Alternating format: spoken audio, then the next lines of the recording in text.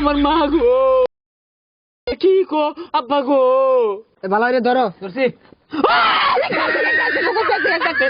ও মা ও, আরে কাটছি না। গো হুই যা গেন্দাটা মরুন লাগাইছে, হ্যাঁ না কাটাই দিছি কে লাগাই দিছে আমার লগে লগে কও ভাত খাইছো কি দিয়া? আলু গুড়া চানা দিয়ে খাইছি।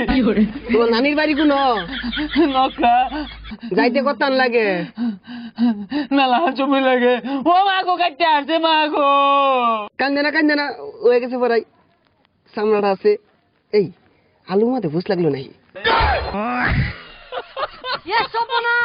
এটা কি হচ্ছে না?